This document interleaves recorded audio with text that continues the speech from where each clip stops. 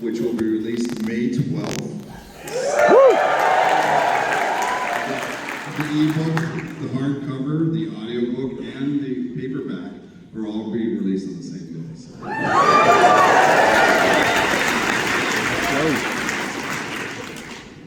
I'm looking forward to it. I can't start recording yet.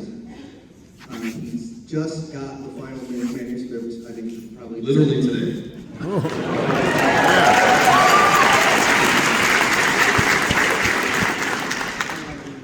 I'm going on a cruise for the next week. And then I have a week to cram in as much as possible before we go to the UK. Yeah. We're touring to UK for a big portion of March. It's going to be pretty fun. So I'm going to have to do like vocal exercises the entire cruise, right? So I can just do 8 hours a day in the booth for 5 days straight or something. That's not going to happen. I mean, you know, I can like psych myself up for it. And by the way, that wasn't technically a cold read. That was a tepid read. I have read that part before, and I'm about 60% of the way through reading book 8. Raise your hand if you've read more than 60% of Dungeon Crawler Girl Book 8. There's a few of you here. Yeah, well, they're Patreon. Yes, they're So, Patreon. there's a special bad yak grease. You're all the way.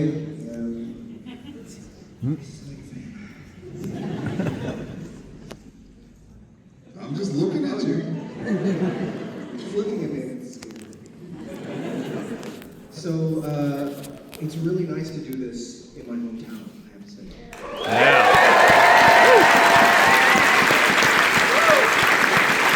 I heard them talking ahead of time. Raise your hand if you're actually from KC.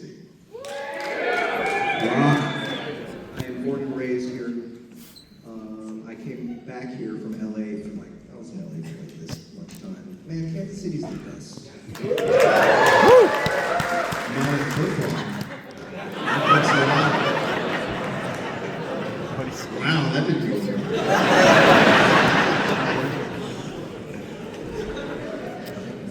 He's from Washington. Are you guys going to Planet Comic-Con?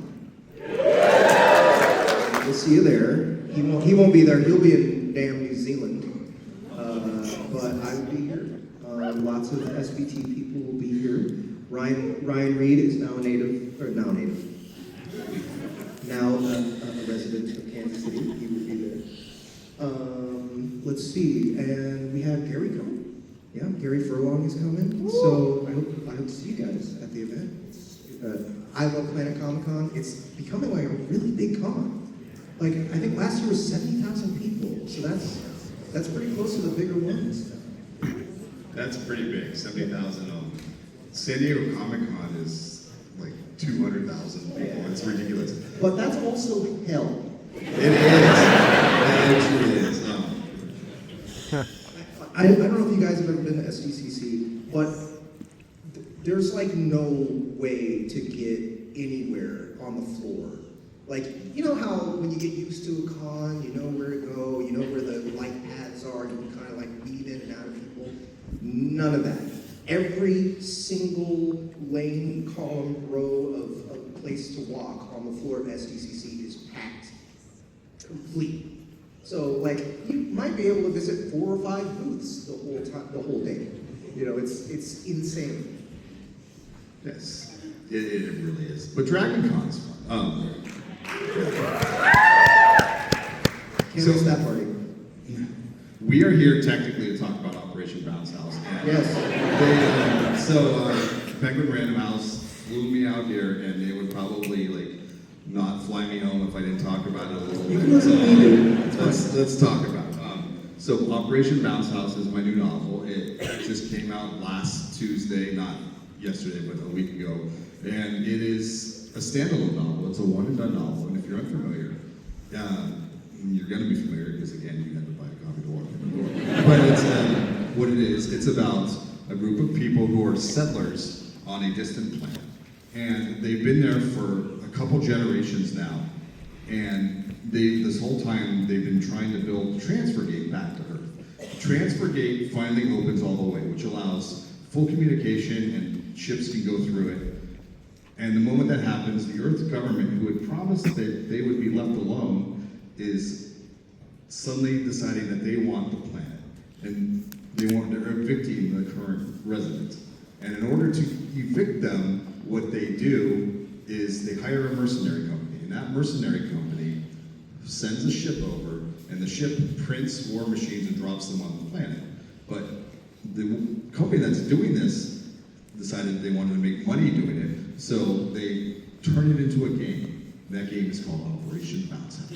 And what they do is they allow bored gamers on Earth to design their own war machines, which are then printed in space, and the gamers are allowed to remotely pilot them from home, and then they charge them for the right to slaughter the people on the planet, whom they've been told are terrorists, when in reality they're just farmers.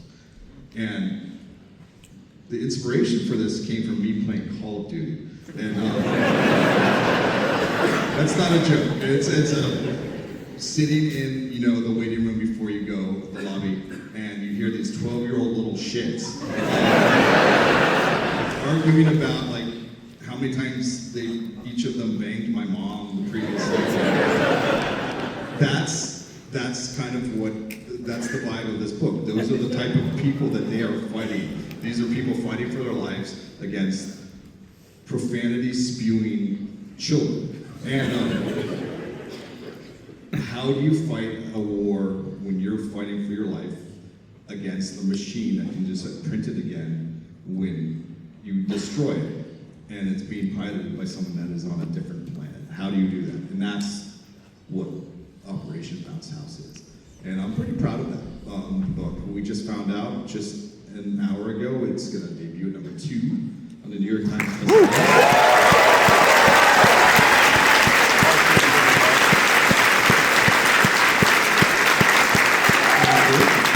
Also on the New York Times bestseller list is Carl's Doomsday Scenario and the Dungeon Anarchist Cookbook. And that's all because of the hardcovers. That's because the paperback of book 1 is out, and more people are finding it every day. We just passed 7 million copies sold for the entire Dungeon.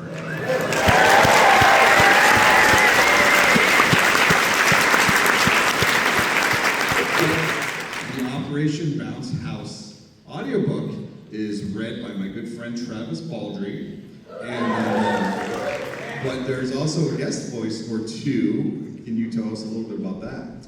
Yes, so I play a character named Eli Opal. Yes, the guy that owns. He's not the owner of the company. He's the man in charge of the Operation Bounce House game for Apex Industries. Is a guy named Eli Opal, and Jeff does his voice. And the people who are playing the game, the game's being narrated by Colonel Boomer, who is a very familiar voice. Okay, so I have a story to tell about that. For book 7, when I was doing Colonel Boomer's voice, I actually had a cigar. I had a cigar, and I would chew on it while I'm playing the character. The prop helps me get into it, and by the time I was done with him, there was like the cigar had it was kind of chewed up, and then it was just kind of sitting there. But I left it on my desk because it's a fine memory. Well, then Matt told me I was playing Colonel Boomer again in Operation Bounce House. I was like, okay, cool.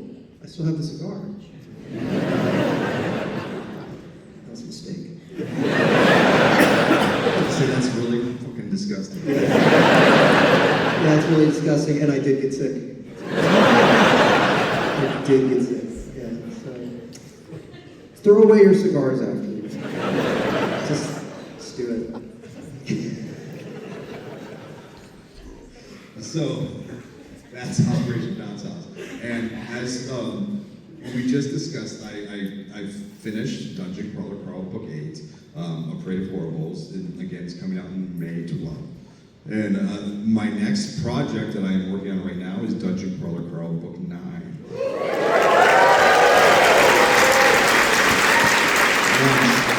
What I announced to my Patreon folks And I've told them that this is the last book. Oh. But it's split into two, so you're still gonna get two more. But I suspect, even though the booksellers hate this, it's gonna have the same title. So we'll see how that goes. But it's been quite the journey, and I can't wait to be done with it. But who here is on my Patreon? Raise your hand. Wow, thank you so much. I couldn't have done it without my Patreon folks. They got to read the book as I've been writing it. They get to vote on the things that happen. They are about to vote. As soon as I'm done with this tour, I'm going to put it up there. They're going to vote for Mordecai's form for the next floor. So that's pretty cool. They voted for so many different things. They voted for one of the prizes in this particular book. What else did you guys vote for in this book? No, you got to vote for who reads the book 7 recap in the beginning of the book. They picked, should I tell them? Yes. They voted for Samantha. So.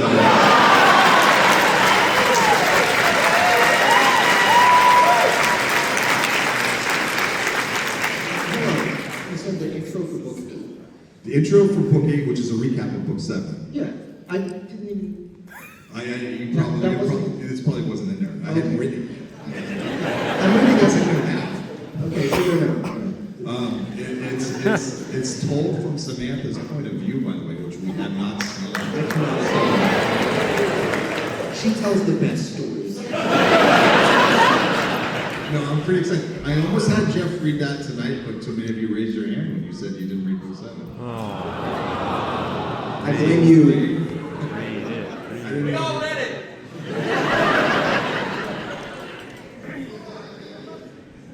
So I'm pretty excited about that. And what else is in the future? So we have the TTRPG is being worked on. That will be, if you happen to be going to Gen Con, there'll be a lot of us going to that and actually playing it on stage, which would be really cool. But the Kickstarter or the backer kit, for that is going to be coming out in May or April, I believe, pretty soon. Ben Wolf, the guy on his shirt, who's one of the writers of the TTRPG, he wrote a short story that's set in the Carl universe that's really good. That'll be in the beginning of it. And so what else we got? We have the toys. The Playmates toys recently announced the action figures, which are really cool. This was my favorite thing in the world, the 6-inch action figures. I'm pretty excited about 6 inch? Like this guy? Okay, so let's say. 6 inches is plenty big.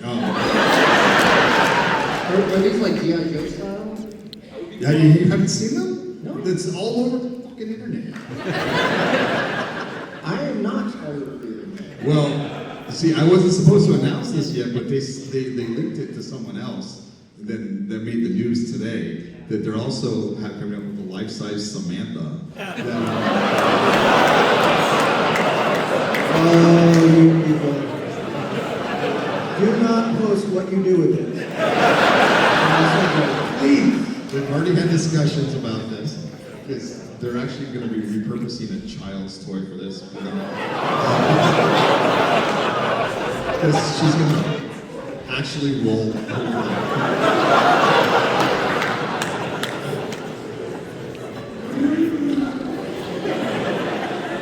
And I've also leaked that there's a pinball machine coming out.